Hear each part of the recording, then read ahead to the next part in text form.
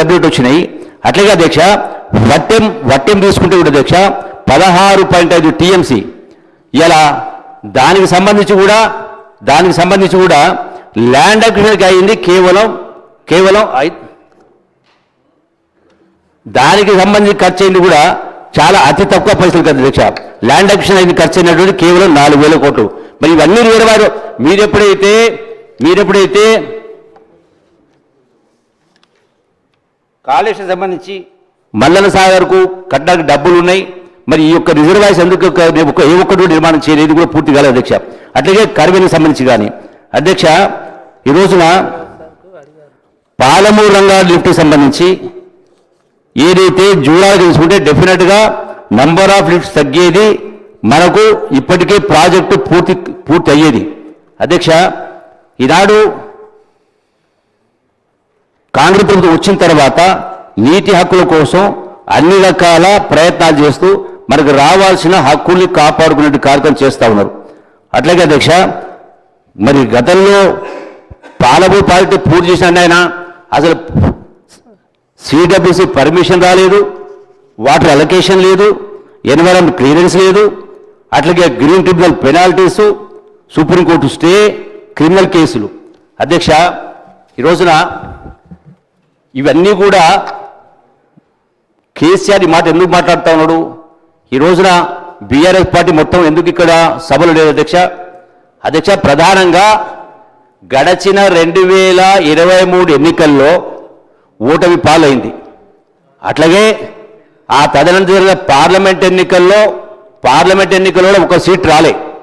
ఆ తర్వాత సికింద్రాబాద్ ఎన్నికల్లో బై ఎలక్షన్ సీటు పోయింది. మొన్న జరిగిన జూబ్లీస్ ఎన్నికల్లో సీటు రాలే.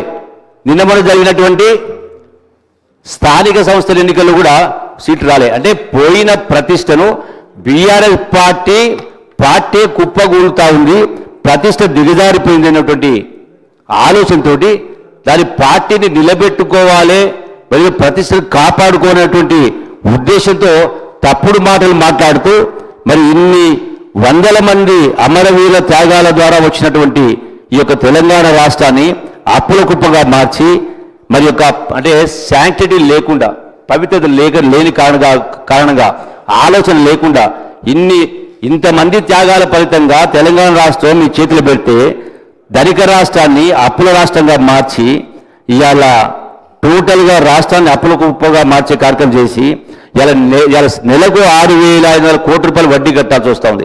సంవత్సరానికి 70,000 కోట్ల రూపాయలు వడ్డీ కడతా ఉన్నాం.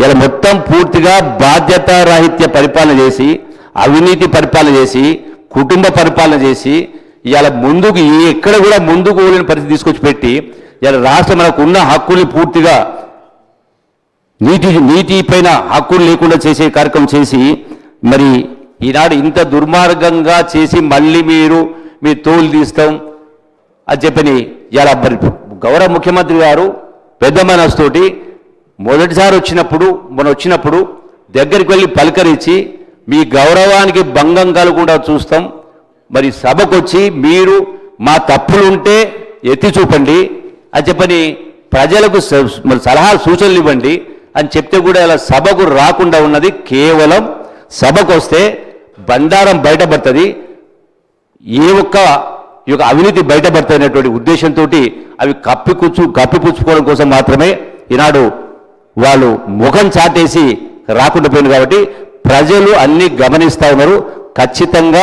ఖచ్చితంగా మీరు ఎన్ని మాటలు మాట్లాడినా, ఎన్ని పుస్తకాలు చదివినా, ఎన్ని నీతి వాక్యాలు పలికినా కూడా దీని ఎవరు కూడా దాచిపెడితే దాగేది కాదు.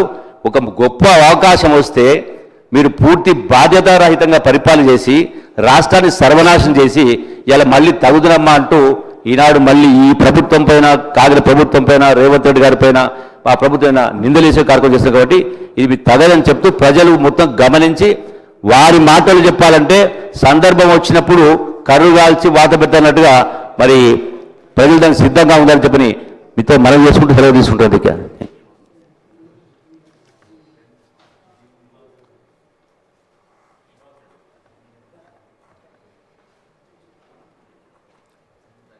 శ్రీ శ్రీనివాసరెడ్డి.